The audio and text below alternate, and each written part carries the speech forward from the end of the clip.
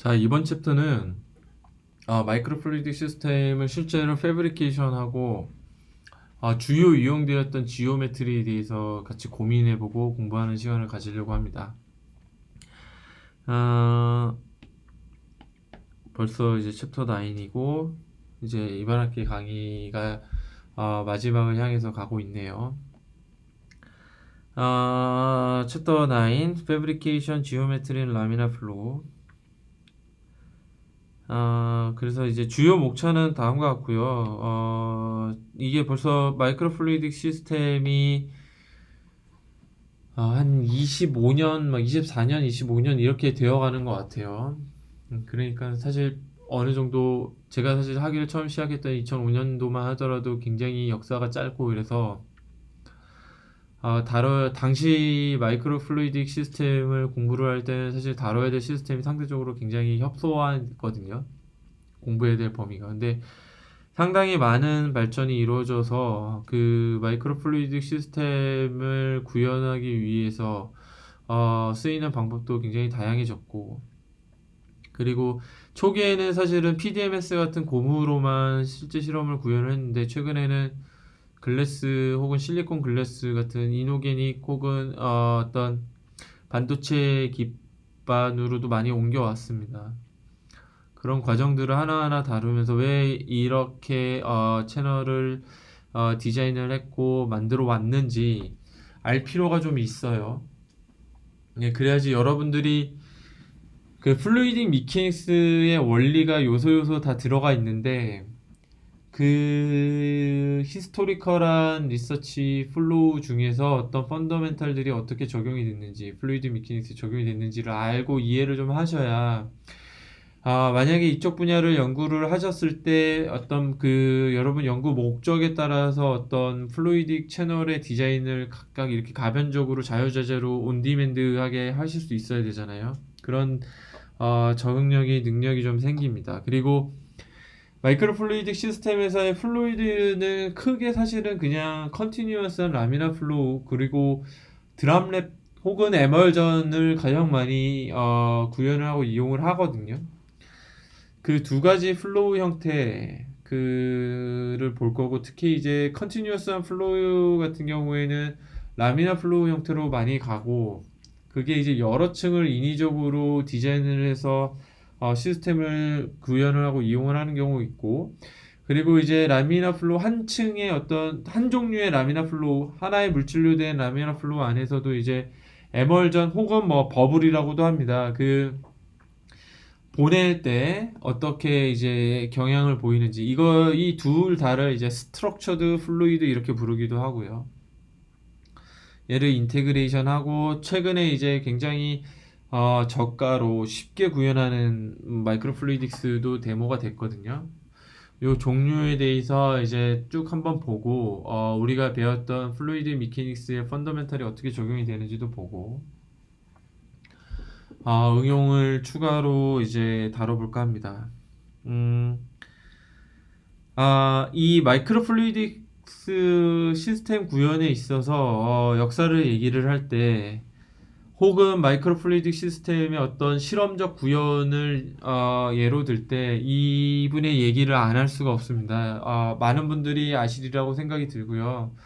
하버드의 조지 와이사이즈 교수님이고, 이분은 뭐 그 현대 우리의 어떤 마이크로 나노 테크놀로지의 현재 이제 우리가 알고 있는 마이크로 나노 테크놀로지 그 분야를 막론하고요. 바이올로지일 수도 있고 케미스트리일 수도 있고 일렉트로닉일 수도 있고 포토닉일 수도 있고, 그 모든 분야를 망라한 어떤 마이크로 나노 테크놀로지에 있어서 그 발전에 결정적 기여를 하신 분 중에 하나입니다. 그리고 특히 이제 그게 뭐 워낙 많은 일들을 하셨지만, 다양한 일들을 하셨지만, 특히 그 발전에 기여를 할 때 굉장히 많은 포션을 차지하는, 지분을 차지하는 부분이라고 할 수 있는 게 소프트 일소그래피예요.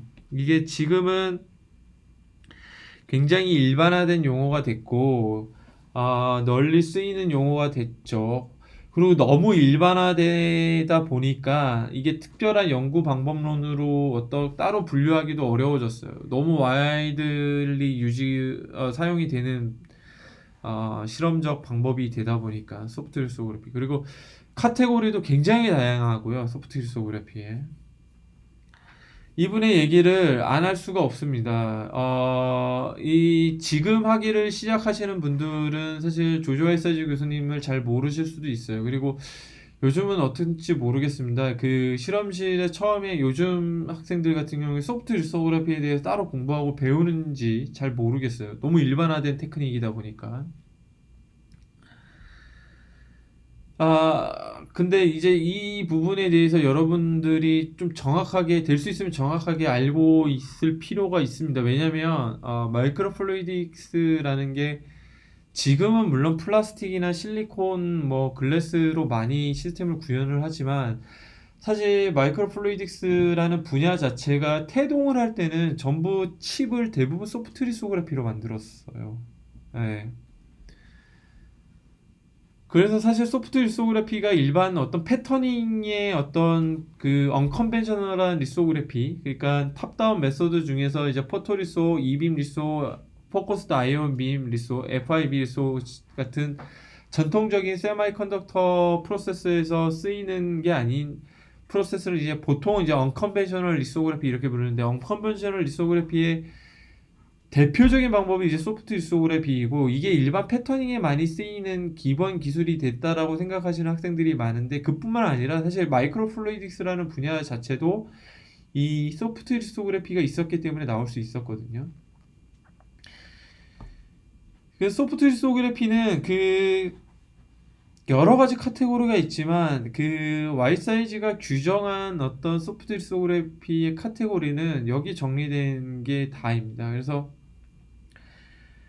뭐 리뷰 페이퍼도 굉장히 다양한데, 최근에 이제 와이사이즈 교수님이 가장 최근에 쓴 리뷰 페이퍼가 요 네이처 프로토콜이거든요. 물론 완전 리뷰는 아니고 프로토콜에 대한 거지만 기본은 다음과 같습니다. 그 PDMS라는 일러스토머로 구성이 된 몰드 혹은 템플레이트를 이용해서 스태핑이나 프린팅 혹은 몰딩으로 마이크로 나노 패턴을 잘 만들어내는 거예요. 기본적으로는.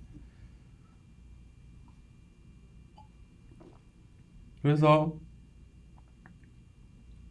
시작은 뭐 다음과 같습니다. 일단은 컨벤셔널한 메소드인 포토리소그래피 혹은 뭐 다른 메소드를 이용해서 먼저 마스터를 만들어야 돼요. 네. 마스터를 만듭니다. 이거는 그 보통 포토레지스트에 포토리소그래피를 해서 많이 만듭니다. 보통은. 그래서 파지티브 포토레지스트를 쓸 수도 있고, 파지티브 레지스트를 쓸 수도 있고, 네거티브 레지스트를 쓸 수도 있어요. 근데 어떤 방법을 쓰던 간에 약간의 케미컬 트리트먼트를 추가로 해주긴 해야 됩니다. 왜냐면 나중에 이제 PDMS를 붓고 떼낼 때 어디저 문제가 좀 있거든요. 가령 네거티브 레지스트를 쓸 경우에 네거티브 레지스트로 가장 많이 쓰이는 물질이 SU8이죠. 여기서 8은 포토레지스트의 모노머 하나에 달려있는 에폭시의 개수를 뜻하는데, 보통 8개 이상 많이 달려있거든요. 그래서 빛을 받은 부분에서 이제 프로톤이 형성이 되고, 프로톤이 에폭시를 깨면서 크로스링킹이 되면서 빛을 받은 부분에 이제 레지스트가 남아있게 됩니다. 이거를 보통 이제 네거티브 레지스트 이렇게 불러요. 그래서 지금 포토마스크에 여기가 이렇게 블락킹이 돼 있죠. 나머지 빛을 통과하는 부분, 그래서 그 부분만 이렇게 남아있고, 빛을 받은 부분만 없어지는 레지스트를 포지티브 레지스트라고 불러요. 보통 이제 가장 많이 쓰이는 게 AG 시리즈이죠. 그래서 PDMS 프리커서, 폴리다이메틸실록세인 그 모노머 상태의 프리커서를 부으면, 모노머 상태는 리퀴드이니까 이 미리 만들어 놓은 마스터의 곳곳에 잘 침투를 합니다. 그리고 열에 의해서 이 그 폴리다이메틸실록세인의 모노머들이 크로스링킹이 돼서 크로스 링크드 된 고체 상태의 폴리머로 바뀌게 되죠. 그게 이제 우리가 흔히 얘기하는 PDMS 폴리다이메틸 실록세인이에요. 그렇게 해서 이렇게 PDMS 스탬프, 이것도 용어가 조금 여러 개가 혼용해서 쓰입니다. 이거를 마스터 혹은 뭐 템플레이트, 마스터를 템플레이트로 부르는 경우가 있고, 마스터 혹은 템플레이트에서 레플리케이션, 인버스 형태로 레플리케이션 된 거를 여기 이제 조조아 이사주 교수님은 스탬프라고 지칭을 했지만, 이거를 몰드라고 부르는 경우도 많습니다. 몰드라고 부르는 경우도 많습니다. 그래서 지금 요렇게 두 개 이제 PDMS 몰드를 혹은 스탬프를 얻어낼 수가 있어요. 얘는 정확하게 우리가 마스터 몰드의 인버스 형태이죠.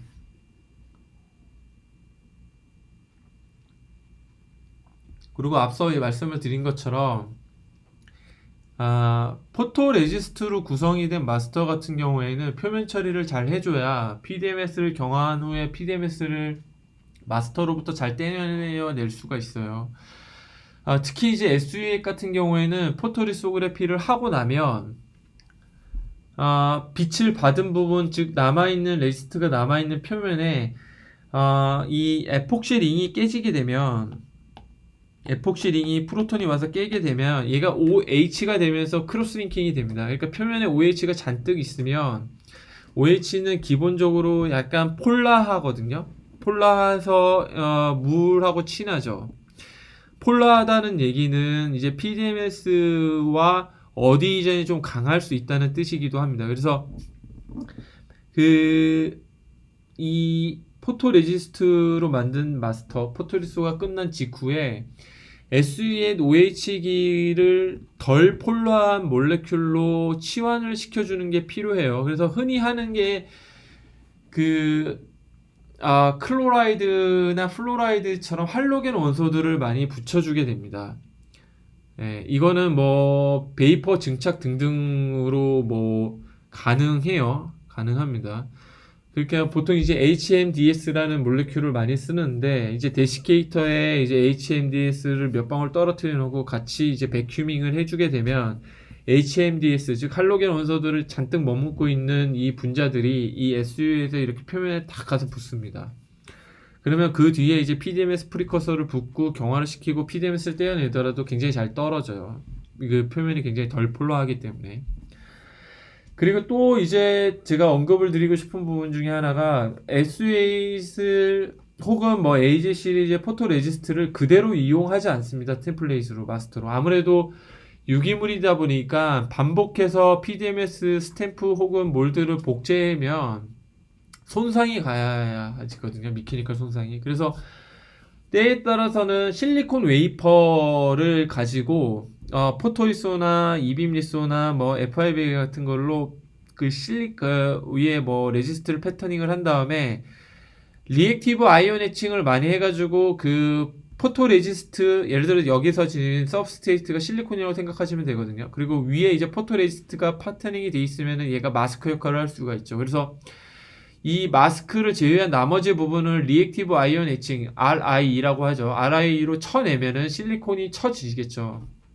뭐 이런 식으로 여기 애칭이 이렇게 돼서 실리콘 마스터 몰드, 그러니까 패터닝이 될 거 아니에요. 나중에 PR은 뭐 제거할 수가 있습니다. AG 시리즈 같은 경우에는 솔벤트에 담가서 이렇게 제거할 수가 있고, SU에서는 크로스 링킹이 굉장히 높은 덴시티로 되어 있기 때문에 보통 솔벤트의 레지스턴스가 강해서 이거를 나중에 이제 애칭, RI 같은 걸로 애칭해서 나중에 없애기도 합니다. 그러면 실리콘 같은 경우에는 반도체 물질이 이노게닉 물질로 패터닝이 되어 있기 때문에 PDMS 같은 경우는 반복해서 복제를 하더라도 손상이 잘 안 되고 잘 유지가 돼요. 그래서 이렇게 얻어진 몰드를 가지고 패터닝을 하는 거를 전체적으로 소프트 리소그래피라고 부릅니다. 이거를 자세하게는 언급하지는 않을게요. 지금 뭐 이게 주 목적은 아니니까. 그래서 뭐 여기 셀프 어셈블드 모노레이어 많이 들어보셨을 겁니다. PDMS를 셀프 어셈블드 모노레이어로 인킹을 한 다음에 실리콘 위에 코팅이 된 골드 표면에 푹 찍으면은 요 잉크가 그대로 이렇게 전사가 돼요. 그러니까 얘가 또 다른 또 다른 레지스트로, 포토 레지스트는 아니죠, 여기서는. 또 다른 레지스트 패턴으로 쓸 수가 있고, 이게 이제 마이크로 컨택 프린팅. 근데 셀프 어셈블드 모노레이어로도 쓸 수 있고 프로테인도 컨택 프린팅을 할 수가 있습니다. 그리고 몰딩 프로세스가 있는데 몰딩은 큐어러블 가능한 뭐 그게 이제 빛으로 큐어링을 할 수도 있고 열로도 큐어링을 할 수도 있는데 그 큐어링이 가능한 리퀴드 스테이트의 모노머를 먼저 뿌린 다음에 PDMS를 쿡 찔러요. 그러고 나서 경화를 시킨 다음에 PDMS를 뗍니다. 그러면 이 PDMS의 인버스 패턴이 그대로 이렇게 형성이 되죠. 이걸 뭐 리플리카 몰딩 이렇게 부릅니다. 프리커서가 경화 가능한 형태, 그리고 얘가 리퀴드 스테이트이면 바이로 이렇게 할 수가 있는데, 뭐 폴리머 같은 경우에는 특히 이제 PMMA 같은 경우에 선형 고분자죠. 선형 고분자. 그러니까 얘를 가지고 패터닝을 하고자 할 때는 얘는 뭐 이미 경화가 된 폴리머잖아요. 그래서 얘를 가지고 왼쪽 같이 몰딩을 할 수가 없고, 얘는 이제 PDMS에 이렇게 솔벤트, PMMA를 녹을 수 있는 솔벤트를 머묻게 한 다음에 이때 이로운 상태에서 푹 누릅니다. 그러면 이 PDMS의 서페이스 릴리프 부분하고 PMMA랑 직접 컨택을 할 수 있고, 이 직접 컨택을 한 부분만 녹아져 나가거든요. 그러면 컨택을 하지 않는 부분만 남아있겠죠. 이런 식으로 패터닝을 할 수가 있어요. 그러니까 뭐 리퀴드 모노머를 몰딩을 한 다음에 큐어링을 해서 떼내고 이러지 않아도 이럴 수 없는, 그러니까 패턴을 하고자 하는 물질이 리퀴드 스테이트가 아닌 이 고체같이 폴리머인 경우에는 이렇게 솔벤트를 이용을 해서 솔벤트를 일종의 프린팅을 해서 프린팅이 된 솔벤트로 하여금 패터닝을 하고자 하는 고체 필름을 녹여내는 거죠. 그래서 이거를 솔벤트 어시스트드 마이크로 몰딩 이렇게 부르기도 합니다.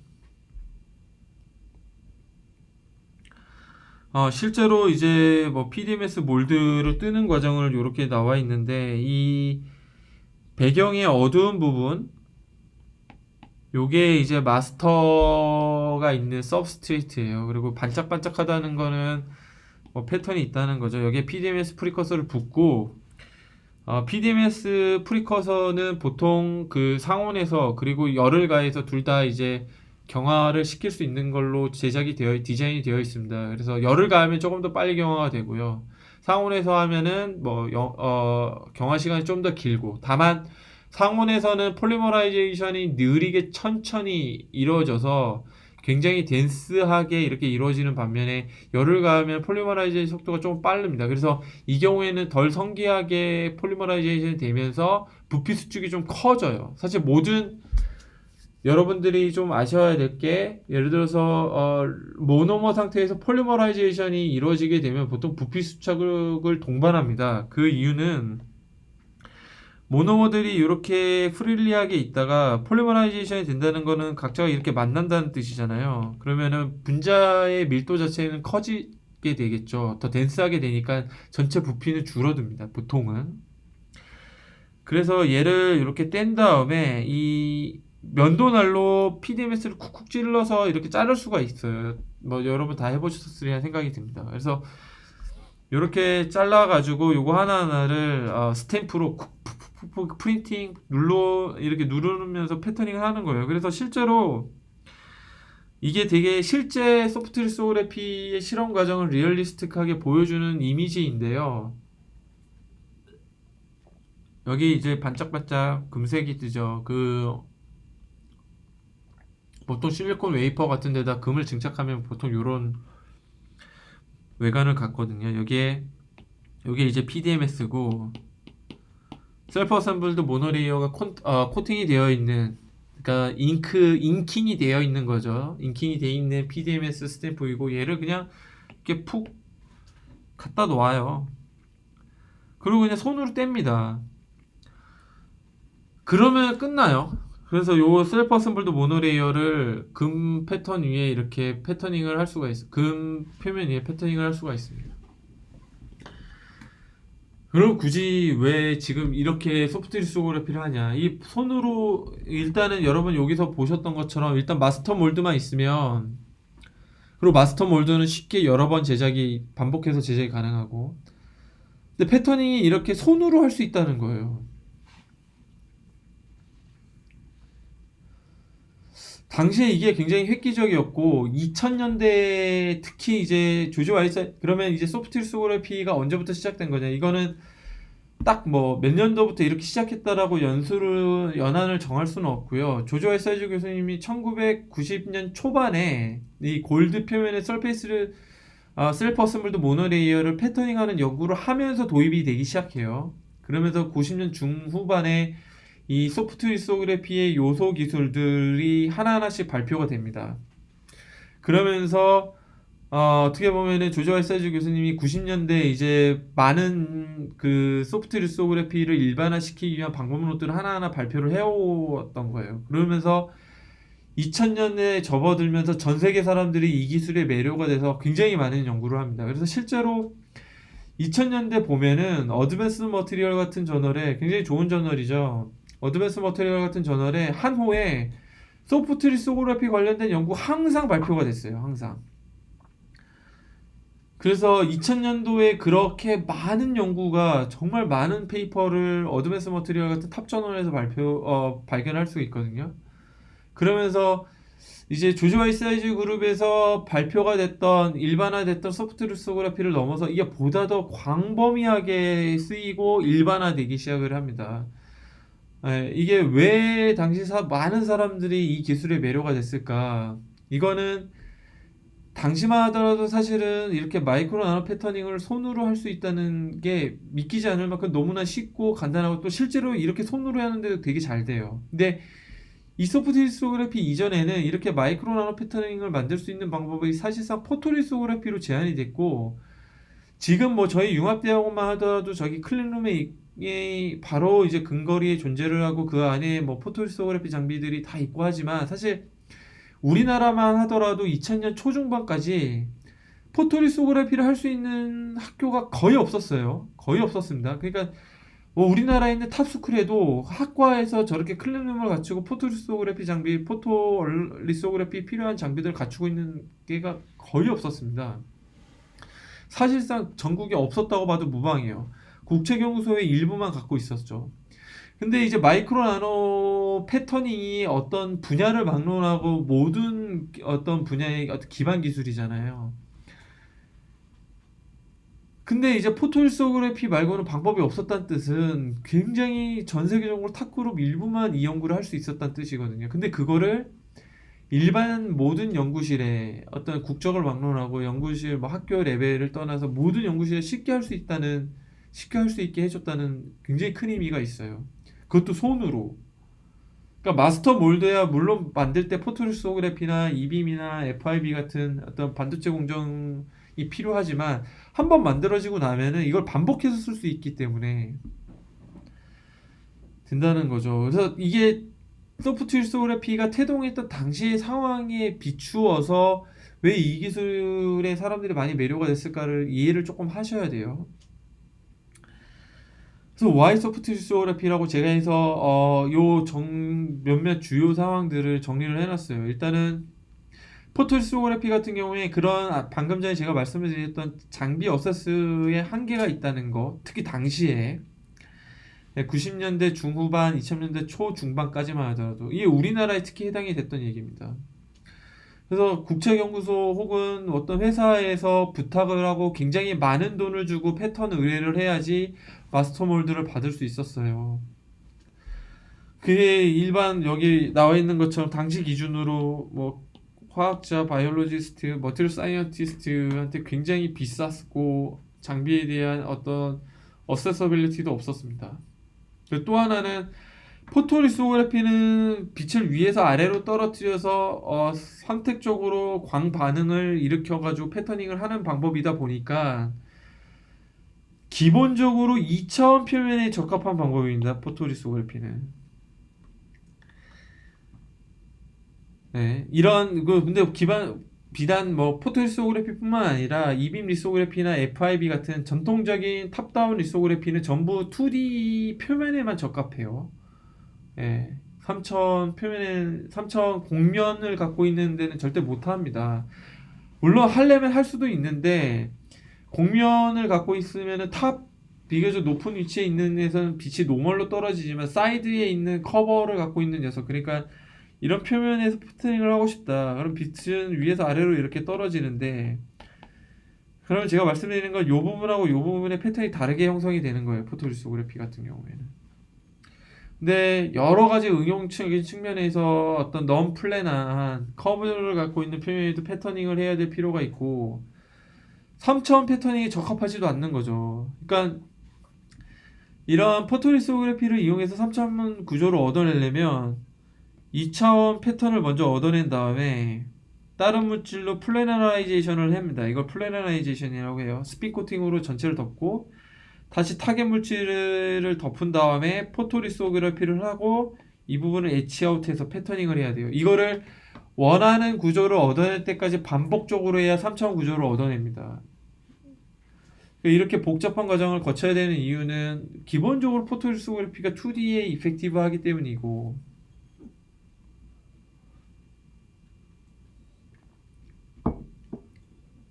그리고 다양한 펑셔널 그룹들을 도입을 하기가 어려워요. 펑셔널 그룹, 뭐, 예를 들어서, 아까 SUX 같은 경우에는 OH로 덮인 표면만 얻어진다고 그랬죠. 근데, 그거는 이제 폴라에서 뭐, 물하고 친수성이 높은 편이지만, 예를 들어서 오일하고 친수성이 높아야 될 필요도 있잖아요.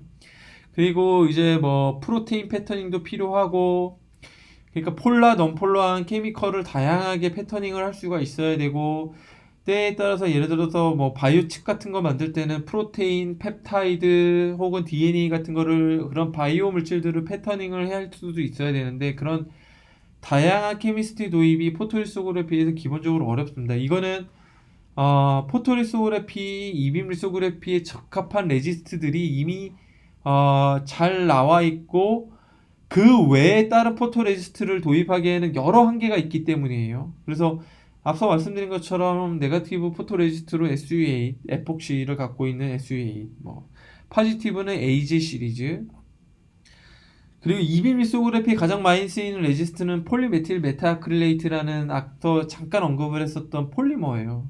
사실 그 외의 물질을 상상하기가 힘듭니다. 그러니까 그거는 반대로 얘기하면은 도입할 수 있는 케미컬 펑셔널리티에 한계가 있다는 거고.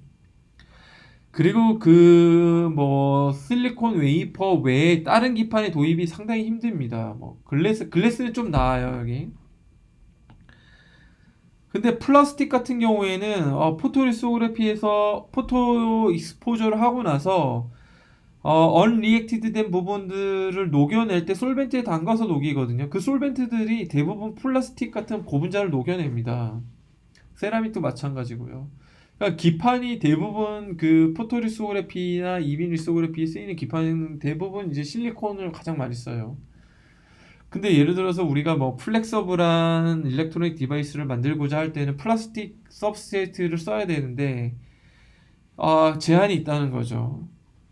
그리고 마지막으로 포토리소그래피는 해보신 분들은 알겠지만 프로세스가 그렇게 간단하지 않습니다. 뭐 여기 전 페이지에 나와 있는 스키매틱은 비교적 간단하지만 SU8을 만약에 예로 들면 SU8이 굉장히 점도가 높아서 걔를 4인치 실리콘 웨이퍼 위에 균일하게 스핀 코팅 하는 것부터가 쉽지가 않아요. 예, 않고 막 점도가 높다 보니까 버블 같은 게 트랩되기 일쑤고요. 그리고 4인치 웨이퍼의 SU8이 이제 보통 받으면은 용매 솔벤트에 조금 녹여져 있거든요. 점도를 좀 낮추려고. 그래서 점도를 낮출수록 사실 스핀 코팅이 좀 더 유니폼하게 됩니다. 그래서 스피닝을 매우 균일하게 버블 트래핑 없이 잘 하더라도 솔벤트를 날리는 과정 중에서 막 표면이 울퉁불퉁하게 올 수도 있고 약간의 열 처리를 또 해줘야 되는데 그 열 처리 또 반응이 굉장히 민감하고요. 그래서 익스포저 도저를 적절하게 조절하는 거 역시 굉장히 힘이 들고 포토 리액션 후에 크로스 링킹을 촉진시키기 위해서 열 처리를 또 한 번 해주거든요. 그 프로세스 상당히 트리키하고 그러고 나서 솔벤트에 넣고 빛을 안 받은 부분을 녹여내는 것도 굉장히 젠틀한 스위핑으로 해야 됩니다. 이게 손들을 또 많이 타요. 쉽지가 않습니다. 특히 이게 15년, 20년 전에는 더 그랬겠죠. 근데 그렇게 힘든 프로세스. 그러니까 한 번 패턴을 얻어낼 때마다 포토리소그래피를 매번 해야 되는데 그게 이 여러 문제들이 있다는 거예요. 근데 이제 소프트 리소그래피에는 스탬프만 있으면은 이렇게 그냥 콕 찍는 스탬핑 과정만으로도 패턴을 얻어내니 얼마나 사람들이 이 기술에 매료가 됐고, 실제로 이 소프트 리소그래피가 나오기 전까지 마이크로 나노 테크놀로지는 정말 전 세계적으로 칼텍 같은 굉장히 탑스쿨에만 국한된 연구였어요. 그 외에 뭐 제3세계는 말할 것도 없고, 사실 우리나라 같은 경우에도 이렇게 마이크로 나노 일렉트로닉스, 뭐 포토닉스, 바이오칩 구현을 위한 연구가 거의 안 됐었어요, 사실은. 근데 소프트 리소그래피로 인해서 그 마이크로 나노 어떤 연구에 있어서의 어세서빌리티가 급격하게 팽창을 했습니다. 소프트 리소그래피로 만들 수 있는 굉장히 아름다운 패턴들의 몇 가지 예시를 여기 정리를 해놨어요. 제가 이제 와이사이즈 교수님을 그리는 차원에서 와이사이즈 교수님이 1990년도에 발표했던 논문들, 주요 연구 결과들만 따왔습니다. 곡면에 그냥 몰딩하면은 만들어낼 수가 있어요. 그러니까 곡면 표면에 PDMS가 이제 일레스토머이다니까 구부러질 수 있잖아요. 이렇게, 그래서 이렇게 구부리고 큐어링을 시키면은 곡면에도 이렇게 예쁜 패턴을 잘 만들어낼 수가 있고, 몰딩을 반복해서 하면은 3차원 패턴도 손으로 쉽게 할 수가 있고, 뭐 다양한 패턴, 플렉서블 패턴도 만들 수 있고. 이거는 약간 다른 연구인데, PDMS를 몰드를 떼난 다음에 기판에 딱 붙이면 우리가 좀 이따 얘기할 마이크로플루이딕 채널이 쉽게 만들어져거든요. 그 안에 콜로이드 서스펜션을 넣어두고 자기 조립시키면 이렇게 그 PDMS 채널 지오메트리에 맞춰서 콜로이드 나노 입자들이 패터닝이 되기도 합니다. 네, 그래서 이제 이 소프트 리소그래피의 장점이 굉장히 래피드 프로타이핑이 가능하다. 그래서 우리가 만들고자 하는 패턴의 아이디어가 있으면 포토 마스크를 CAD로 디자인을 하고, 이 이미지 프린팅을 통해서 포토 마스크를 만들고, 얘로 포토 리소그래피를 해서 마스터를 얻어내면 이때부터 레플리케이션, 몰딩 프로세스, 스탬핑을 해서 스트럭처를 만들어요. 그리고 이 마스터가 한번 생성이 되면 요 사이클만 이렇게 돌면 됩니다. 그래서 풀 사이클을 도는데 하루면 되고요, 보통. 지금은 더 빨라졌습니다. 그리고 마스터를 얻어낸 다음에는 1시간도 안 돼서 30분도 안 돼서, 몰딩 같은 경우에는 수분 내에, 그러니까 특히 열이 아니라 예를 들어 빛으로 경화하는 거 같은 경우에는 뭐 수분 내의 패턴을 계속 반복해서 찍어낼 수가 있어요. 이거는 사실 포토리소그래피 기반에서는 수시간이 최소 걸리거든요. 근데 수분 내의 패턴을 만들어낼 수가 있고, 손으로 할 수 있고, 그것도. 그래서 상당히 이제 매력적입니다. 특히 이제 마이크로플루이딕 칩 같은 경우에는 이렇게 PDMS 몰드가 얻어지면 얘가 또 어느 기판이나 가서 잘 붙어요. 기판에 이렇게 딱 올려주게 되면 여기 이렇게 플루이딕 채널이 형성이 되는 거죠. 그래서 이 클로즈드 된 채널의 마이크로 플루이딕 시스템 기반했을 때 이 PDMS 기반의 소프트 리소그래피만큼 좋은 게 없어요. 그럼 왜 PDMS냐는 이제 질문이 나올 수 있는데, 여러분들 세대에서는 PDMS를 딱 들었을 때 어떤 이미지가 떠오를지 잘 모르겠어요. 사실 지금은 실험실 어디에서나 찾아볼 수 있는 물질이고, 정말 특히 웹 실험을 하는 연구실들에서 이게 발에 치이는 물질이죠. 이게 되게 널리 쓰이는 물질인데, 사실 제가 이제 학위를 시작했던 2005년 이때, 그 시절에 이제 학위를 공부하거나 혹은 저보다 이제 앞서서 공부를 하셨던 분들 같은 경우에 이 PDMS라는 물질이 되게 마법의 물질처럼 느껴졌습니다. 왜 마이크로 나노 패턴들을 너무 손쉽게 만들게 해줬으니까. 그러면 이제 궁금한 게, 왜 조지 와이사이즈 교수님이 소프트 리소그래피를 개발을 할 때 왜 이 PDMS라는 물질에 중점을 둬서 중심적으로 했을까? 사실 지금은 앞서 얘기한 것처럼 실험실들에서는 너무 많이 쓰이는 물질이기 때문에 이게 상용 고분자처럼 느껴져요. 이걸 영어로 이제 커머디티 폴리머 이렇게 부르는데, 뭐 폴리스타이렌, PMMA 뭐 같은 게 대표적인 이제 커머디티 폴리머죠. 여러분들 뭐 흔히 일상생활에서 접하는 플라스틱 대부분 이제 PMMA, 폴리우레탄 뭐 이런 게 이제 일반적인 범용 폴리머인데, 지금은 이제 PDMS가 그 커머디티 폴리머 범주에 들어갈 수도 있을 것 같아요. 근데 소프트 리소그래피가 태동하기 전에는 이 PDMS라는 물질은 그런 상용 고분자가 전혀 아니었어요. 잘 알려진 물질이 아니었던 뜻이에요. 그리고 당시에 지금은 이제 PDMS를 제조하는 업체가 여러 군데가 있었지만 이제 당시에는 그 다우코닝이라는 뭐 굉장히 유명한 케미컬 회사죠. 거기서만 제조를 했습니다. 그러니까 어떻게 보면 또 조조아이 사이즈 교수님이 다우코닝의 어떤 PDMS 판매 전 세계적인 붐 판매 뭐 결정적인 기여를 하신 부분도 있어요. 네, 그 전까지는 사실 잘 안 알려진 물질이었거든요. 근데 이게 해보니까 이런 마이크로 나노 패터닝, 특히 소프트 리소그래피로 마이크로 나노 패터닝 하는데 너무 좋은 물질이라는 거예요. 그리고 이게 결국 이제 소프트 리소그래피 기반한 마이크로 플루이딕스 태동에 결정적인 기여를 하는데, 얘의 분자 구조는 다음과 같습니다. 이게 폴리 다이메틸 실록세인이라고 했죠. 그래서 실록세인 올리고머에서 보통 시작을 해요. 그리고 양쪽이 이렇게 아크릴레이트로 구성이 되어 있고, 이거는 약간 케미스트리 관련된 부분이어서 깊게는 안 하겠지만, 아크릴레이트는 라디칼이 와서 깨져. 이거 학부 시절 때 배우셨던 분들이 대부다수일 거라서 제가 자세히 안 하겠습니다. 그래서 와서 깨면은 라디칼이 새로 형성이 돼서 옆에 걸 치고 이렇게 가서, 보통 아크릴레이트 같은 경우에는 분자 하나에 2개 이상이면 크로스링킹이 됩니다. 에폭시는 좀 틀려요. 에폭시는 2개면은 그냥 리니어 폴리머라이제이션이 되고 3개 이상이어야 될 때 크로스링킹이 됩니다. 그리고 아크릴레이트에 추가로 이제 크로스링커를 이렇게 도입을 해줘요. 그래서 이런 상황이 되면 PT를 넣어줬을 때 얘가 카탈리스트 역할을 하면서 요게 여기랑 반응을 하게 합니다. 네. 요게 여기랑 반응을 해서 요런 시츄에이션이 돼요. 그러니까 리니어한 올리고머였다가 이 크로스링커를 통해서 크로스링킹 반응이 되는 거죠. 이 PT 베이스드 카탈리시스는 상온에서도 일어나고, 아까 말씀을 드렸죠. 상온에서도 일어나고 열을 가해서도 일어납니다. 열을 가하면은 이 크로스링킹 리액션이 보다 빨라져요.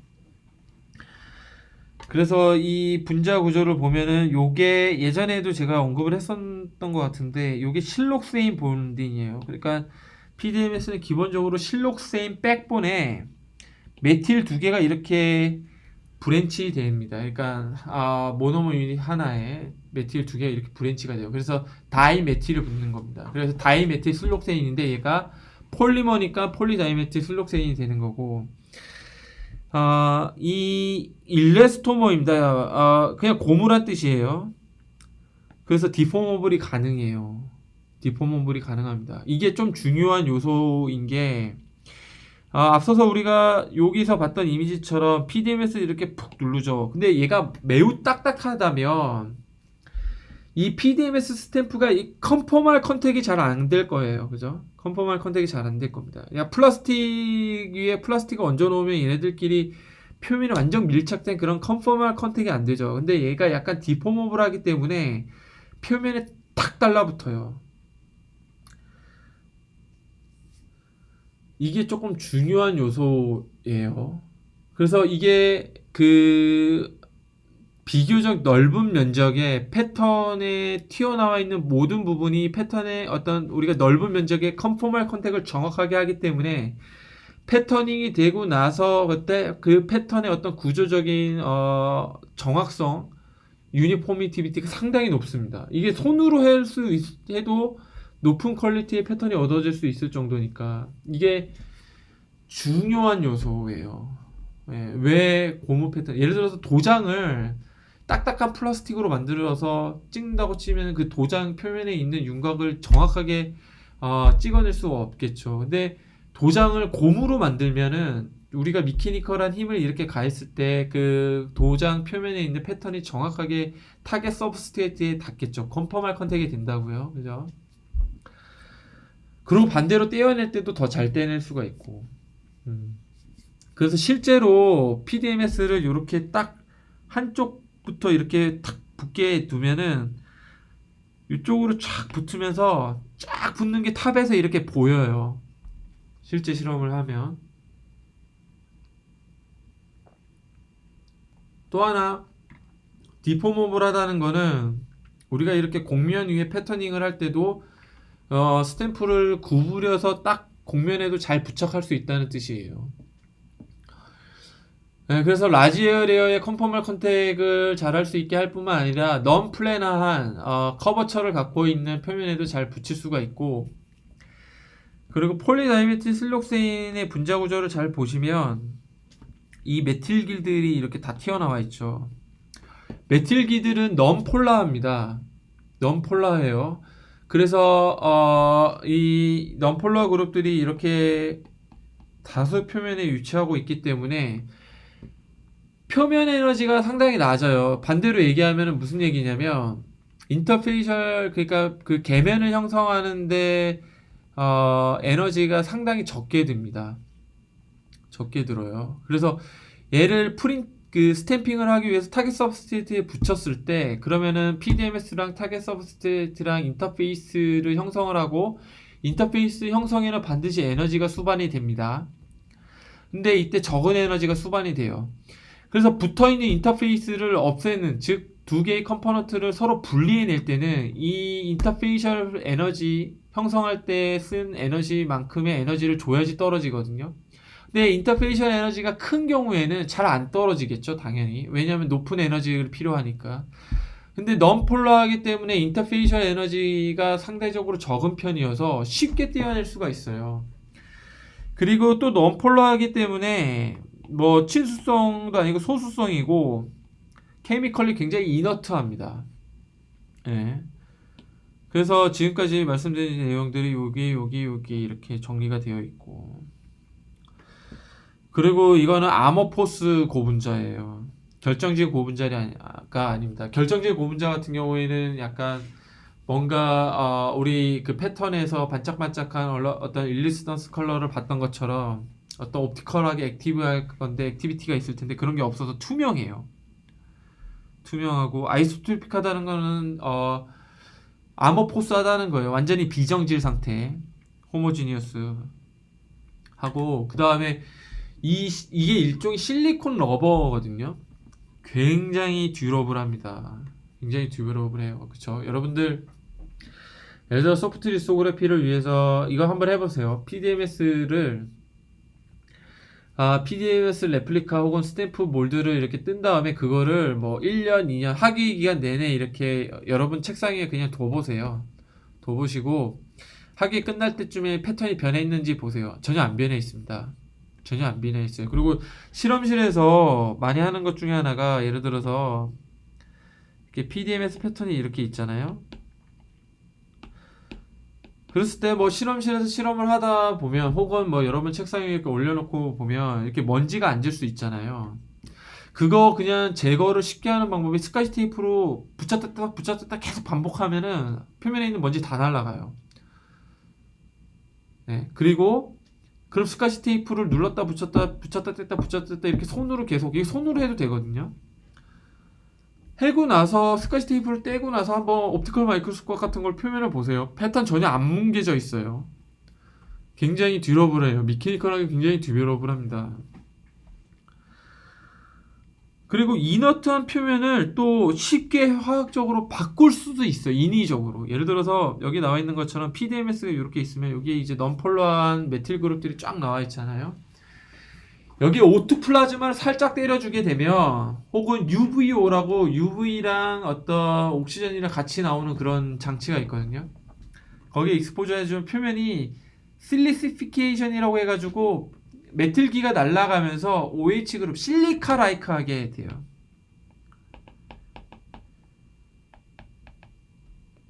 실리카는 유리인데 유리는 요 본드로만 이렇게 아모포스하게 형성되어 있거든요. 이게 막 랜덤하게 네트워크가 형성되어 있거든요. 그러니까 OH기가 막 이렇게 나오게 됩니다. 표면에. 실리카 표면에, 그 유리 표면, 유리에 물방울 떨어뜨리면 쫙 펴지죠. 이 OH, 폴라한 OH 그룹 때문이거든요. 그러면 여기에다가 화학 반응을 통해서 이 원하는 케미컬 펑셔널 그룹들을 또 도입을 할 수가 있어요. 그러니까 뭐 설페이스 셀프 어셈블드 모노레이어 같이 어떤 화학적 처리도 가능해서 케미컬 그 PDMS라는 표면의 어떤 케미컬한 특징도 우리가 가변적으로 매우 쉽게 잘 바꿀 수가 있습니다, 실제로. 그래서 이게 너무 많은 장점을 갖고 있어가지고 이 물질을 다우코닝이라는 거의 그때 당시만 하던 독점하다시피 팔려나왔는데 거기서 사다가 이걸 PDMS 몰드가 이렇게 패터닝의 강점을 갖고 있어서 이걸 가지고 굉장히 다양한 일을 합니다. 그래서 제가 여기 정리해 놓은 주요 연구들 대부분이 대부분이 사실상 거의 전부가 PDMS로 다 한 거예요. 물론 약점도 좀 있습니다. 그리고 추후에 이제 2000년도에 접어들면서 PDMS가 갖고 있는 어떤 위크니스를 극복하려는 연구들도 상당히 많이 됐어요. 근데 단점도 있긴 하지만 장점이 훨씬 많기 때문에 여기 리스트업이 된 것처럼 이걸 소프트 리소그래피에 많이 쓰이게 되죠. 실제로 이제 그 PDMS만 있으면 앞서서 잠깐 소개해드린 것처럼 마이크로플루이딕 칩을 굉장히 쉽게 만들 수가 있어요. 여기는 이제 포토리소그래피, 일반적으로 하는 포토리소그래피 방법인데 여기 이제 뭐 포토레지스트 대신에 뭐 다른 뭐 왁스도 쓸 수 있다, 뭐 실리콘 다이옥사이드 유리라고 했죠. 실리콘 나이트라이드도 사실은 마스터 몰드 물질로 많이 쓰입니다. 딱딱하고 단단하고 듀러블하고 메탈도 마찬가지고. 근데 포토레지스트 자체만으로도 많이 하는 이유는 사실 실리콘 다이옥사이드, 실리콘 나이트라이드, 메탈 같은 거를 증착해서 쓰는 게 지금은 사실은 많은 연구실에서 이렇게 할 수 있는데 당시만 하더라도 포토 레지스트는 스핀 코팅하면 얻어낼 수 있지만 이런 물질들은 반드시 진공 증착을 해야 되는데 이게 그렇게 쉬운 게 아닙니다. 사실 당시에는 쉽지가 않았었어요. 그러니까 저희 뭐 융합대학원 같은 경우에는 저희 소자 많이 만드시는 저기 KU R&D 센터 그 4층에 이 전자소자 많이 하시는 이제 황성원 교수님이나 이철호 교수님, 왕건옥 교수님 랩에 이 증착 장비들 다 갖추고 있고 많이 하거든요. 그냥 바로 실험실에서 할 수 있죠. 근데 전 세계적으로 당시 특히 미국 같은 탑스쿨이 많은 학교에서도 이 증착 장비를 바로바로 쓸 수 있는 학교가 거의 많지 않았었습니다, 당시에. 그래서 그냥 포토 레지스트로 많이 했고요. 해도 잘 쓸 수 있습니다. 케미컬 처리, HMDS 같은 표면 처리를 잘 해놓으면 또 잘 쓸 수가 있고 합니다. 그래서 PDMS를 복제해서 얻어내면 뭐 이런 이제 2차원 렌더링뿐만 아니라 3차원 렌더링적으로도 마스터가 있고 프리커서 부은 다음에 경화시켜서 떼면 바로 얻어지죠. 얘를 가지고 기판에 그냥 붙이면 마이크로플루이딕 채널이 형성이 되는 거예요. 여기 기판에다가 이렇게 딱 붙이면 이 얼마나 쉽습니까 이게. 실제로 채널 디자인을 하고서 PDMS를 복제를 하고 이거를 원하는 칩 위에다가 기판 위에다 그냥 붙이기만 하면 마이크로플루이딕 칩이 완성이 되고 여기 이제 채널 입구 인렛 아웃렛 부분에 펀칭을 한 다음에 튜브를 꽂아주고 관을 이렇게 연결을 하면은 마이크로플루이딕 실험을 바로 할 수가 있어요.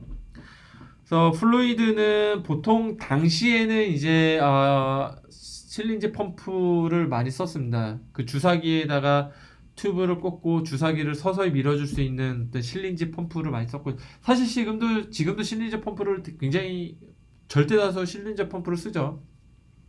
근데 뭐 최근에는 이제 이거를 퓨니마틱하게 컨트롤하는 조금 더 보다 어드밴스된 펌핑 시스템이 나오긴 했습니다. 그리고 이제 마이크로플루이딕 시스템이라는 거는 말 그대로 채널의 디멘전이 마이크로 스케일이라는 거예요. 충분히 포토리소그래피로 가능하죠. 그리고 뭐 수백 마이크로미터 같은 경우에는 막 굉장히 어드밴스된 반도체 실험실에서 안 하더라도 일반 그냥 포토리소그래피 장비 그 비교적 낮은 포토리소그래피 장비로도 충분히 잘 돼요.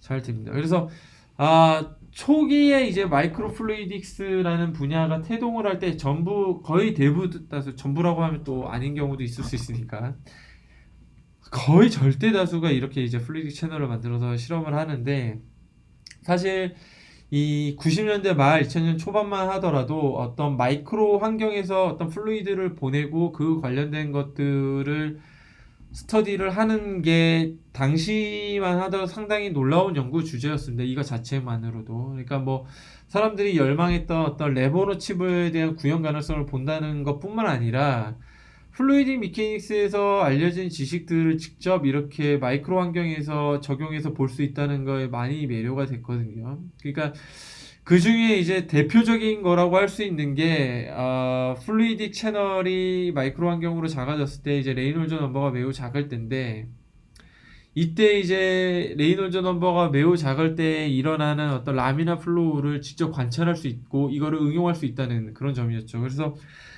1999년도에 이제 조지 와이사이즈 교수님이 어느 정도 소프트 리소그래피 방법론의 자체가 이제 완성이 되어 갈 때쯤에 어떤 연구를 하셨냐면, 이 플루이드 환경에서 저희 마이크로 환경에서 플루이드의 모션, 레이놀즈 넘버가 대단히 작죠. 우리 레이놀즈 넘버가 주로 이제 채널 디멘전에 의해서 결정이 된다라고 배웠는데, 그러면 당연히 라미나 플로우가 될 거고, 라미나 플로우가 실제로 마이크로 환경에서 잘 일어나냐를 그냥 관찰했어요. 그래서 여기 지금 스케일 바가 500 마이크로미터죠.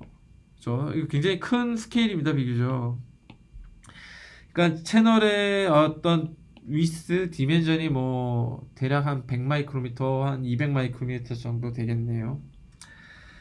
이런 채널에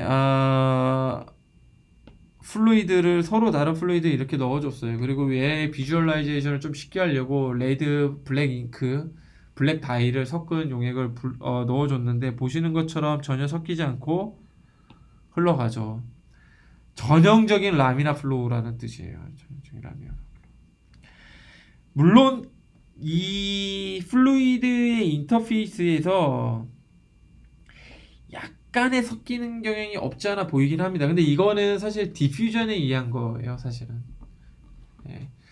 당연히 레드 다이와 블랙 다이의 농도 구배가 있기 때문에 디퓨전이 계면에서는 일어나긴 하지만, 전반적으로는 사실 라미나 플로우가 잘 형성이 돼서 흘러갈 수 있는 것을 볼 수가 있죠. 네.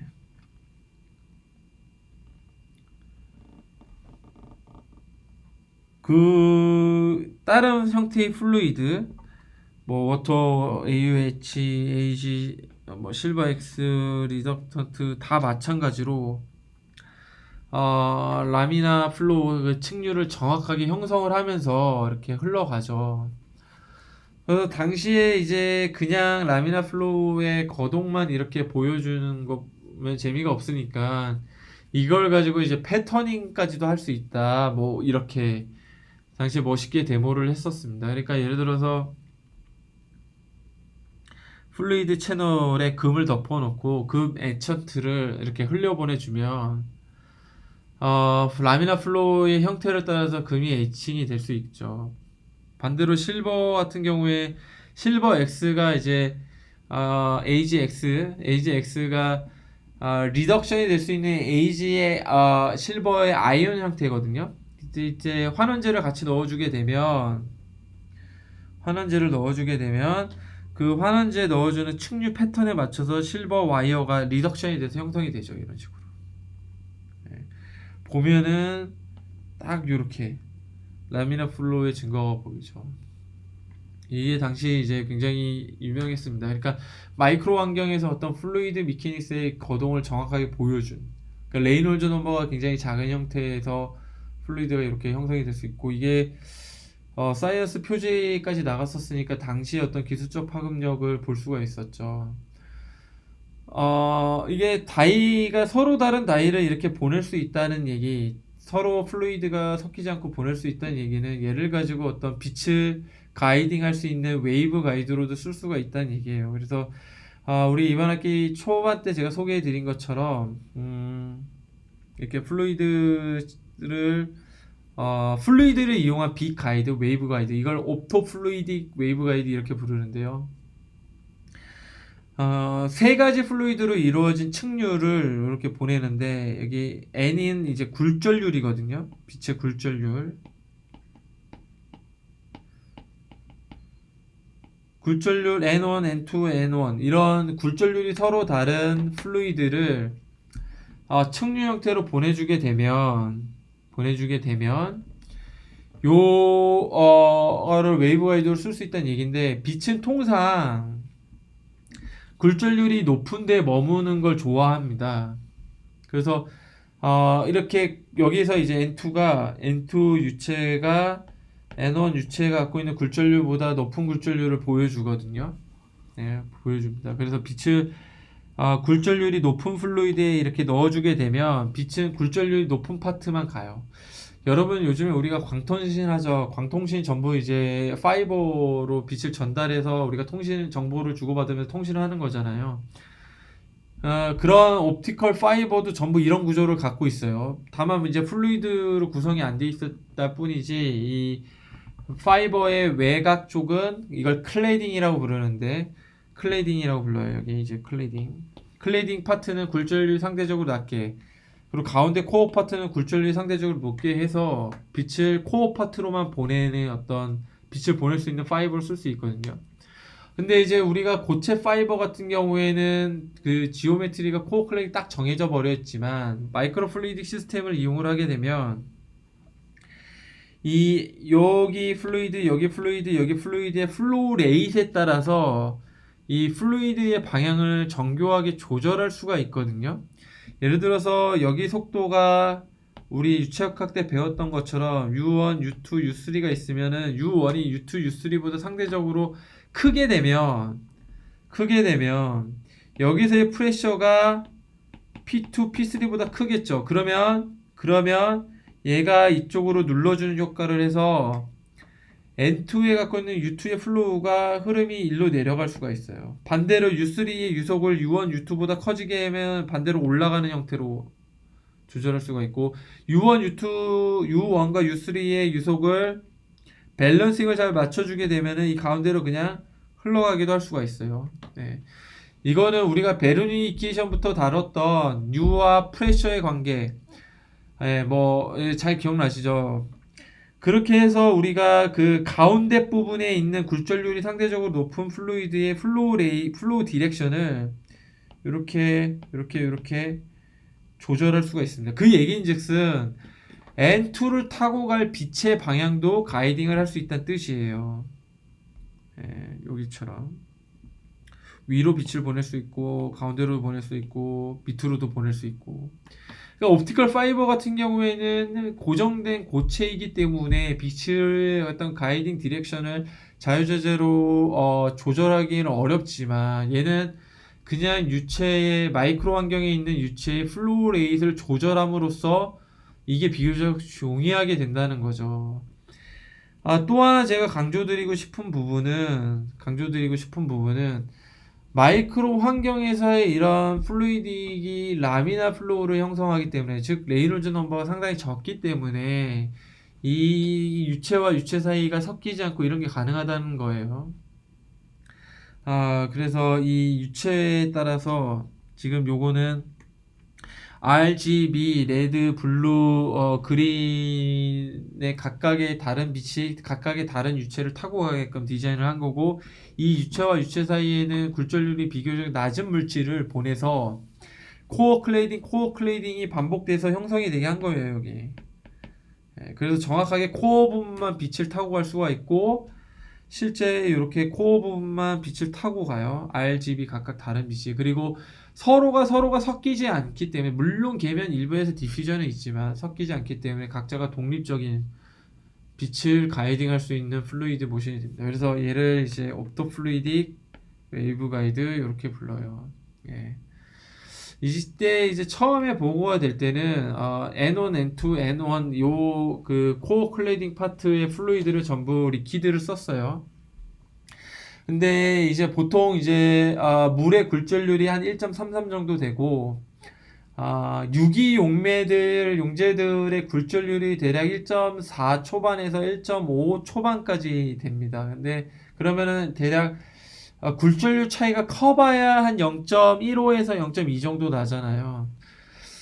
그래서 이제 클레딩 부분의 어떤 플루이드를 리퀴드가 아닌 그냥 에어로 바꿔주게 되면 에어는 굴절률이 1이거든요. 그러니까 그러면은 그 얘기인즉슨 코어 부분에 리퀴드 형태의 플루이드를 쓴다고 하면 코어 부분과 리퀴드 저희 그 클레딩 부분의 굴절률 차이를 뭐 0.33에서 한 0.5 초반까지도 키울 수가 있다고 합니다. 그러면은 이제 빛이 더 가이딩이 잘 돼요. 코어 부분에 더 컨파인먼트가 잘 되기 때문에. 그래서 이제 당시 어떤 연구가 발표가 됐었냐면 요 클레딩 요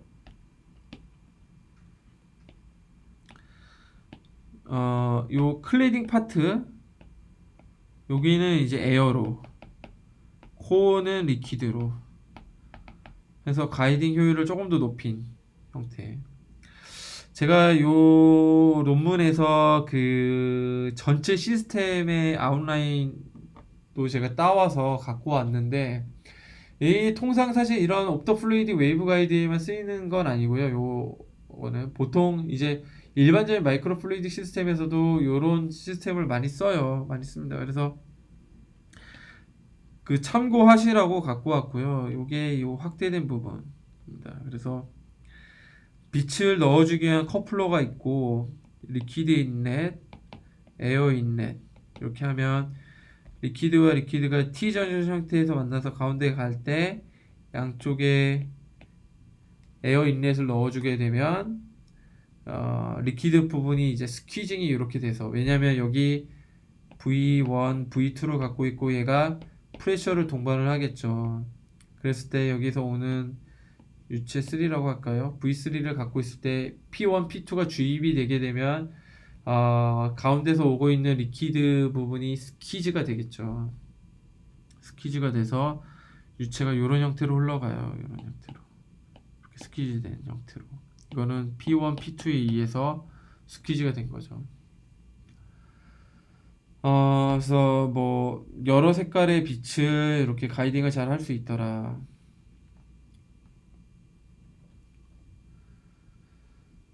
그래서 이 마이크로 플루이딕 환경 내에서 플루이드가 레이놀즈 넘버가 작기 때문에 라미나 플로우로 정확하게 흘러갈 수 있는 거를 비교적 그 넓은 스케일에서 확인할 수가 있는 거죠. 여기 스케일 바가 200 마이크로미터잖아요. 얘도 500 마이크로미터. 예, 그래서 비교적 긴 거리에 라미나 플로우를 이렇게 직접 확인할 수 있죠. 이게 사실 제가 되게 좋아하는 이미지예요. 이 라미나 플로우를 정확하게 보여주는 마이크로 환경에서 정확하게 보여주는 좋은 예시라고 생각이 들어서 좋아하는 예입니다.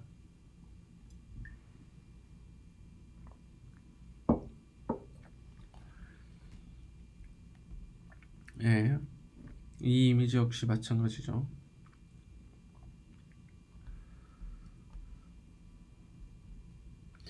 자, 그래서 이 칩들 모두 그리고 또 제가 하나 더 언급을 해야 되는 게 이 칩들 모두 마찬가지로 그 PDMS로 만든 거예요. 소프트 리소그래피로 PDMS 레플리카를 몰딩을 잘 해내고 얘를 서브스트레이트 위에 붙여가지고 완성을 한 겁니다. 근데 이제 예를 들어서 레버너 칩을 만약에 이용을 한다. 그러면 예를 들어서 어떤 리에전트와 리에전트를 만나서 반응을 보내서 저희가 진단 키트 이런 걸로 써야 되는데 그러면 플루이드 1과 플루이드 2가 만나가지고 섞여야 되잖아요. 근데 레버너 칩은 다 마이크로 스케일의 플루이드를 이용하고 마이크로 환경에서 플루이드를 다루게 되는데 라미나 플로우가 형성이 되면 둘이 섞이지가 않죠. 그래서 이거는 레이놀즈 넘버가 작다는 그런 특징 때문이잖아요. 그래서 이거를 인위적으로 섞이게 하는 어떤 섞이게 할 수 있는 어떤 구조체 마이크로 플루이딕 시스템이 따로 고안돼서 나오기도 했어요. 그래서 이름이 이제 이 대표적인 연구를 제가 갖고 왔는데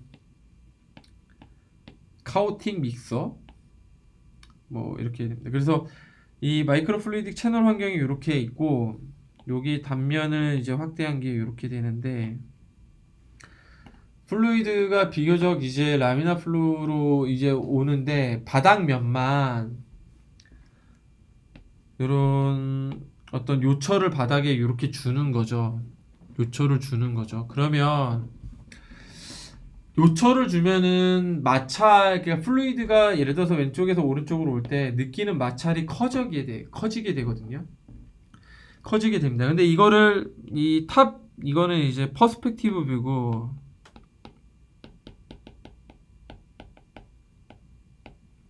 얘를 탑 뷰로 보면, 아이고, 플루이드 채널이 있으면 바닥에 이렇게 사선 모양의 요철, 서페이스 릴리프 뭐 이렇게 부릅니다. 학술적으로는 요철을 주게 되고, 요철이 없는 부분에서 플루이드가 측류로 이렇게 오잖아요. 같은 속도로. 그러면 어떤 현상이 일어나냐면, 이쪽은 프릭션을 덜 느끼죠. 근데 이쪽은 이제 프릭션을 느끼기 시작하잖아요. 그러면 우리 또 이제 플루이드 미케닉스에서 잘 배웠던 것처럼 여기는 마찰이 결국은 뭘로 귀결이 돼요? 속도의 감소로 귀결이 되죠. 유속의 감소. 그래서 이쪽은 유속이 천천히 가고 이쪽은 여전히 빨리 가게 됩니다. 빨리 가게 돼서 유체가 이런 식으로 회전을 하기 시작해요. 왜냐면 마찰이 적은 부분은 빨리 가려고 하고 얘는 천천히 가려고 하니까. 다른 색으로 표현할게요. 유체가 플루이드가 측류로 잘 왔다가 이렇게 섞이기 시작을 합니다. 밑바닥부터 섞인다기보다 밑바닥부터 회전을 하기 시작을 해요. 이거를 여기 사이드 뷰로 보면은 요 단면에서 커팅을 해서 보면은 이렇게 회전을 하기 시작합니다. 밑에서부터.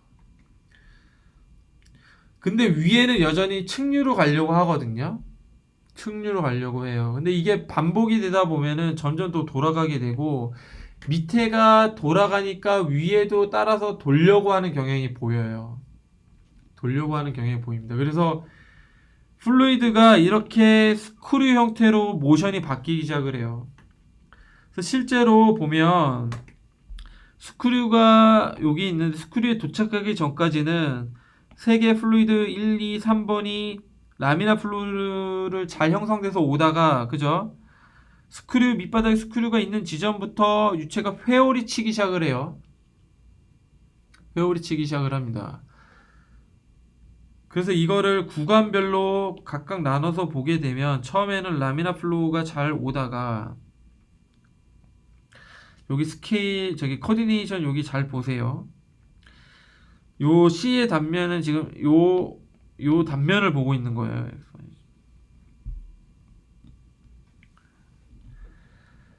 다가 스크류가 어느 정도 지났을 때 유체가 이렇게 돌기 시작하죠. 여기 이렇게. 그래서 이거를 반복해서 돌리게 되면 점점 돌고 처음에는 이렇게 라미나 플로우가 정확하게 라미나 플로우죠. 라미나 플로우로 와서 층이 나눠진 플루이드 1, 2의 층이 나눠진 형태로 오다가 스크류를 몇 번 지나게 되면은 돌기 시작해요.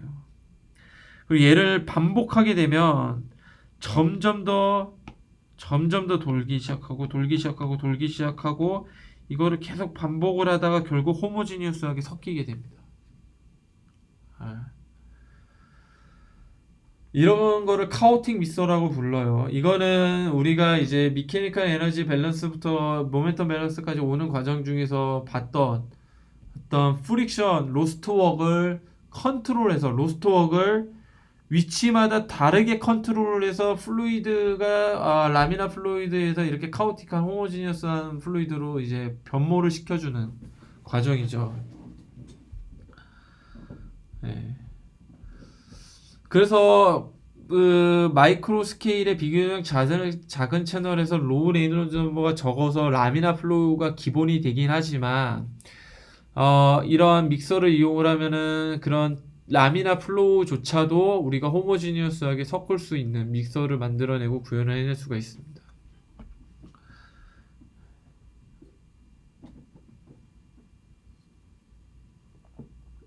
네, 여러분들이 제가 강조드리고 싶은 부분은 이제 플루이드 미케닉스 여러분들 다 배우셨던 걸 기반으로 해서 이런 것들을 이제 다 이해하실 수 있게 됐다는 거예요. 예. 그쵸? 다 이해하실 수 있게 됐습니다. 시간을 조금 더 들여서 다음에 볼 거는 지금까지는 이제 컨티뉴스한 플루이드 얘를 이제 쌓아서 어떤 라미나 플루 형태의 어떤 스트럭처럴 플루이드를 이용을 했던 거라면, 우리는 이제는 라미나 플로우의 어떤 스택드된 라미나 플로우를 넘어서 버블하고 드랍렛을 만들 수 있는 마이크로 플루이딕스, 그리고 그를 이용한 어떤 초기 디자인들에 대해서까지 한번 같이 해보죠. 그 버블 혹은 드랍렛 혹은 뭐 에멀전이라고도 얘기를 하는데, 이게 상당히 중요한 역할을 많이 합니다. 일반 소프트웨어에서. 뭐 가령 예를 들어서 그냥 흔하게 들 수 있는 예가 뭐 예를 들어서 그 맥주에 있는 거품이죠. 거품은 수많은 드랍렛, 에어 드랍렛, 버블들로 이루어져 있고, 이게 이제 어떤 식감을 좋게 하는 이런 어떤 우리 그 맥주가 부드럽게 느껴지는데 결정적 역할을 하죠. 그러니까 근데 이런 어떤 음식적인 것뿐만이 아니라, 여러분 세포를 보게 되면은 얘네들도 세포와 세포 안과 세포 밖을 구별짓는 게 이 에멀전이거든요. 드랍렛. 이게 세포도 일종의 드랍렛이에요. 그래서 세포 안과 밖을 구별지을 수 있게 하고, 세포 안에는 세포 소기관들이 다양하게 있죠. 세포핵도 있고 마이토콘드리아도 있고, 그 세포 소기관들이 시너지스틱한 어떤 인터랙션을 하면서 새로운 케미컬도 내고 바이올로직한 물질도 만들고, 그로부터 생명 현상을 유지하는 다양한 펑셔널리티를 구현하기도 하잖아요. 그래서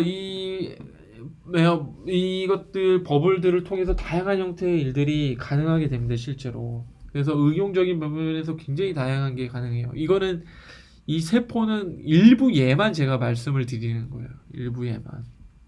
이 안에 케미컬 리에전트를 가놓게 되고 화학 현상, 화학 반응을 보내게 되면 굉장히 소량으로도 어떤 화학 현상을 규명할 수도 있게 되고, 혹은 드럭 딜리버리라고 해서 이 드랍렛에다가 드럭들을 가둬놓고 보내서 이 버블 혹은 드랍렛, 에멀전들이 특정 어떤 반응에 의해서만 깨지게 하면 그 반응이 특정 우리가 약을 넣어주고자 하는 데서만 선택적으로 일어나게 한다면, 특정 기관에만, 예를 들어서 암세포에만 어떤 항암제를 딜리버리 할 수도 있는 거고, 그리고 이게 버블, 드랍렛, 액적 이것들이 일종의 캡슐이기 때문에 어떤 캡슐 기반의 또 다양한 응용이 가능할 수도 있어요. 그리고 버블들을 많이 모아놓고 이 경화를 시키게 되면 굉장히 다공성 구조도 잘 만들어낼 수가 있겠죠. 대표적인 게 스티로폼이잖아요. 우리가 스티로라는 건 스타이로렌이라는 고분자를 뜻하는 거고, 폼은 말 그대로 그 거품이란 뜻이에요. 그래서 스티로폼은 그 고분자인데 그 안에 굉장히 많은 다공 구조를 갖고 있다는 거잖아요. 그런데 그게 여러분들 잘 아시는 것처럼 공기가 그 공기 구멍들이 굉장히 빽빽하게 있는 게 스티로폼인데, 스티로폼 그 공기같이 그 열 전도율이 낮은 물질이 없어요. 그래서 스티로폼을 단열재로 많이 쓰기도 하고, 그리고 가벼우면서도 그 버블들 그 사이사이에 있는 어떤 스켈레톤 구조가 또 미케니컬 스테빌리티도 상당히 강해요. 이걸 뭐 요즘에는 미케니컬 메타물질로도 이용을 많이 하는데, 그러니까 가벼우면서도 기계적 강도가 높은 물질이 또 되기도 하는 거죠. 그렇게 굉장히 다양한 응용이 되는데, 그러면은 이 버블 드랍렛을 어떻게 잘 만들 수 있냐, 이것도 이제 뒤에 설명을 드리겠지만 마이크로 플루이딕스로 가능하게 돼요. 기본적으로 버블, 드랍렛 혹은 뭐 에멀전 이것들은 서로 친하지 않는 물질들, 예를 들어서 워터와 오일이 있으면 서로 섞이지 않죠. 그러니까 얘네들이 섞이지 않는 이유는 워터는 폴러하고 오일은 넌폴러하기 때문에 섞이지 않는 건데, 그래서 예를 들어서 물 베스가 있는 상태에서 오일을 떨어뜨려 놓고 있으면은 얘네들이 그냥 드랍렛을 형성을 하는 거죠. 굉장히 큰 드랍렛을 형성을 하죠. 그러니까 서로가 친하지 않기 때문에 서로가 형성할 수 있는 계면의 면적을 굉장히 낮춰서 서페이스 에너지를 낮춰줘야 되는 거예요. 혹은 우리가 앞서 표현한 것처럼 인터페이셜 에너지를 낮춰줘야 되는데, 그러면은 그냥 큰 덩어리로 나눠지게 되지 어떤 작은 버블, 드럼렛 혹은 에멀전을 형성을 못 하잖아요. 근데 이때 우리가 설펙턴트라는 몰레큘 혹은 얘를 이제 엠픽필링 몰레큘 이렇게 부릅니다. 양측성을 갖고 있다는 뜻인데 폴러와 넌폴러를 동시에 갖고 있는 몰레큘이에요. 섞어주게 되면 오일과 워터의 계면을 형성하는데 필요한 서페이스 에너지 혹은 인터페이스 에너지를 상당히 낮출 수가 있기 때문에 작은 버블 형태로 잘 유지를 해줄 수가 있거든요. 거기에 쓰인 대표적인 물질이 이제 SDS, DMPC라는 물질이 있습니다. 보통은 요 녀석들이 이 지금 여기 잘 나와 있는 것처럼 머리와 꼬리 형태로 형성이 되어 있어요. 그래서 헤드 투 테일 형태를 갖고 있고, 분자 구조를 실제로 보면은 그 헤드 부분은 아이오나이즈드가 될 수 있는 형태로 되어 있습니다. Na 플러스 Cl 마이너스. 테일은 카이드로 카본으로 되어 있는데 CH3, CH3 이렇게 되어 있어요. 혹은 그 CH, CH만 반복이 되는 일종의 메틸하고 유사한 구조를 갖고 있기 때문에 얘네들은 넌폴라합니다. 넌폴라. 그러니까 폴라와 넌폴라 이렇게 구성이 돼 있고, 뭐 SDS, DMPC 둘 다 똑같이 구조가 이렇게 형성이 돼 있고요. 얘네가 물하고 워터의 계면에 이런 식으로 스트럭처링이 돼요. 예를 들어서 여기 워터가 있고 오일이 있고 워터가 있으면 폴라한 헤드 부분이 워터 부분을 향하고 있고 넌폴라한 테일 부분은 오일 부분을 이렇게 향하게 되거든요. 그래서 워터와 계면 사이에 이 엠피필릭한 설펙턴트 몰레큘들이 쫙 유치하게 되면서 물과 기름 사이에서 계면을 형성할 때 필요한 높은 서페이스 에너지를 대거 낮출 수 있고, 그 결과 많은 인터페이스를 형성할 수가 있어요. 많은 인터페이셜 에어리어를 형성한다는 것은 뭐냐면 얘네들이 작은 드랍넷으로 형성이 된다는 뜻이거든요. 공간이 좁아서 여기에 표현을 할게요. 여기에 V1, V2가 있다고 칩시다. 그리고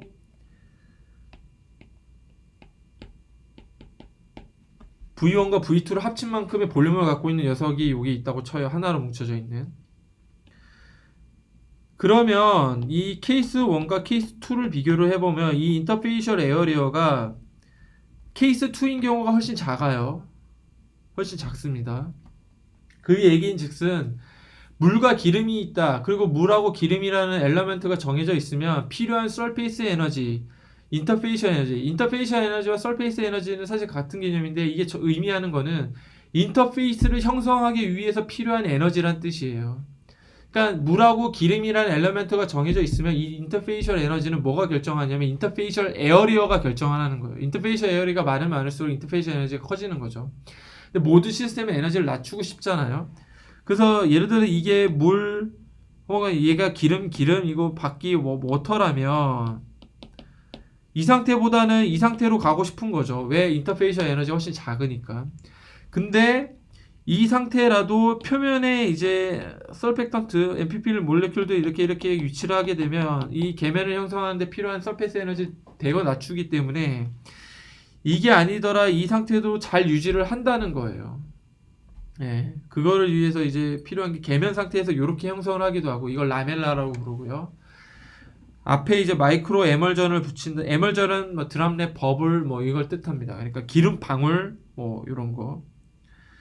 여기가 이제 기름이죠. 근데 이게 여기가 워터일 수도 있고 혹은 밖이 뭐 기름일 수도 있어요. 이거 상대적 양에 따라서 달라지는 건데, 이걸 이제 라멜라 층처럼 형성됐다고 했던 라멜라 마이크로 에멀전 페이지 이렇게 부르고, 이거를 이제 랜덤 바이 컨티스 페이지라고 해서 이런 식으로 형성이 될 수도 있어요. 그랬을 때 이게 이제 대표적인 에멀전 드랍이 되는 겁니다. 이런 식으로 형성이 되면 보통은 이런 거를 작은 스케일이라고 해서 마이크로 에멀전이라고 하는데, 마이크로 에멀전을 만드는 방법은 보통 컨벤셔널하게는 호모지나이저라는 걸 써요. 그래서 이게 호모지나이저인데 이게 물하고 기름하고 거꾸로 섞이지 않죠. 근데 이 상태에서 설펙턴트를 넣어주고 얘를 막 섞어주는 거예요. 그냥 막 비고로스하게 막 섞어주게 되면 설펙턴트가 있는 상태에서는 어떤 마이크로 스케일의 어떤 드랍넷들이 잘 형성이 됩니다. 근데 이 경우는 드랍넷의 사이즈가 상당히 작아요. 상당히 작습니다. 작다는 게 상당히 비균일해요. 잘못 얘기했어요. 작은 것도 잘 만들어지지만 상당히 비균일하게 만들어져요. 비균일하게. 근데 마이크로 플루이딕스를 쓰면은 얘를 굉장히 균일하게 만들 수 있다는 거죠. 그래서 대표적인 예가 다음과 같은데, 예를 들어서 채널을 마이크로 환경에서 여기 30 마이크로미터, 60 마이크로미터 이렇게 채널 너비를 얘기를 하는 겁니다. 오일을 이렇게 보내줄 때 워터라는 플루이드를 보내줘서 여기 프레셔를 가하게 되면 워터라는 그 오일 플루이드가 통통 끊어져요. 그러면서 드랍렛이 이렇게 만들어집니다. 이게 이제 전체적인 플루이드의 지오메트리가 이렇게 보면 T자 모양이라고 해서 이거를 T 정션 이렇게 불러요. 방울을 만드는데, 특히 균일하게 방울을 만드는데 필요한 어떤 대표적인 마이크로 플루이딕한 어떤 채널이어서 이게 굉장히 중요하게 쓰입니다. 여러분들이 여기서 이제 또 알아야 될 게, 여기 보면은 여기가 30 마이크로미터인데 여기는 60 마이크로미터죠. 이게 익스펜전처럼 보이시겠죠? 보이시죠? 익스펜전처럼 보이시죠? 그러니까 채널의 디멘전을 이렇게 서든 익스펜전과 같지 않고 이렇게 약간 그래듀얼하게 디퓨저 형태로 형성을 해놓은 이유는 뭐겠어요? 외부에서 실린지로 펌핑을 해가지고 마이크로 플루이딕 환경에서 보내주게 되면 가뜩이나 지금 채널 디멘전이 작기 때문에 볼륨 대비 서페이스의 비율이 훨씬 크고 프릭션 로스가 상당히 커서 레이놀즈 넘버 그래서 작아지죠. 레이놀즈 작아지고 레이놀즈 넘버 작아지니까 우리가 앞서 봤던 것처럼 로스톡이 크죠. 그래서 실린제 펌핑으로 이제 미케니컬하게 우리가 포스를 주더라도 마이크로 플루이딕 채널 전체를 흘러가면서 계속 프릭션 로스가 훨씬 큽니다. 그래서 사실 마이크로 환경에서 플루이드를 제대로 보내주는 게 그리 쉬운 일이 아니거든요. 근데 거기에다가 갑자기 채널 디멘전을 줄이게 되면 여기 예를 들어서 이런 식으로 만들게 되면 프릭셔널 에디 플로우가 많이 형성이 돼요. 로스가 훨씬 커지죠. 그래서 이렇게 그래듀얼하게 디퓨저 형태로 그래듀얼한 어떤 디퓨저 형태로 채널을 구성해주는 이유가 거기에 있고요. 그래서 요 플루이드가 보내주는 환경에서 대부분 이렇게 서든 형태로 만들지 않고 그래듀얼하게 만들어줍니다. 그래서 이게 실제로 드랍렛이 형성이 되는 이미지를 보여주는 건데 여기 이제 워터가 오게 되고 오일이 탕탕 끊어주는 거죠. 이게 약간 드리핑 해주는 거예요. 이게 플루이드를 이렇게 길게 늘려주면서 통통통 떨어지게. 이렇게 되면은 마이크로 플루이딕스 환경에서 이 드랍렛 에버전을 상당히 균일하게 잘 만들어줄 수가 있습니다. 이게 2001년도에 스테판 케이크 그룹에서 발표가 됐던 논문이고 그 후에 이제 당시에 하버드에 계셨던 하워드 스톤 교수님이 이걸 조금 더 디벨로핑을 해가지고 T정션을 만드셨어요. 그래서 여기 이제 T정션에서 드랍렛이 형성이 되고 얘네가 이렇게 가게 한 번 더 이제 프랙처를 둬서 이렇게 만드는 건데 요 T정션에서 보면은 만들어진 드랍렛이 한 번 더 여기 미케니컬하게 어떤 포스에 의해서 탁 나눠져서 양쪽으로 흘러가는 거를 보실 수 있죠. 그래서 이게 가운데서 일종의 드랍렛이 럽처링이 이렇게 되는 건데 요 채널 엔드 부분에 디퓨저를 달아놓고 이 둘 사이의 거리를 이분하게 주게 되면 같은 크기의 드랍렛으로 나눠지게 되지만 이 비율에 따라서 여기는 큰 거 작은 거 이렇게 만들어질 수 있다는 걸 보여줬는데 제가 여기서 강조하고 싶은 거는 이 양쪽 끝에 디퓨저를 뒀다는 거예요. 네, 디퓨저를 뒀다는 겁니다. 이걸 유심히 봐야 돼요. 이거를 그냥 우리가 예를 들어서 플루이드 미케닉스를 우리가 배우지 않았다면 뭐 그냥 쟤는 그냥 뭐 어떤 드랍렛이 만들어지는 거를 잘 모을 수 있기 때문에 잘 많이 이렇게 콜렉션 할 수 있기 때문에 저렇게 만든 거 아닌가 이렇게 생각하실 수도 있죠. 근데 여러분들은 지금 플루이드 미케닉스를 배웠기 때문에 이 디퓨저의 역할이 단순히 거기에 그치는 게 아니라는 걸 아실 수가 있어요. 그죠? 한번 잠깐 생각해 보세요. 이게 왜 디퓨저를 여기에 뒀을까? 왜 뒀을까요? 우리가 이제 베르누 이퀘이션을 배우고 하면서 우리가 공부했던 거를 차근차근 생각해 보세요. 비단 뭐 거기서부터 떠올리지 않더라도 우리 디퓨저를 다룰 때 미케니컬 에너지에 대해서 다뤘던 거를 떠올려 보시면은 답은 금방 나와요.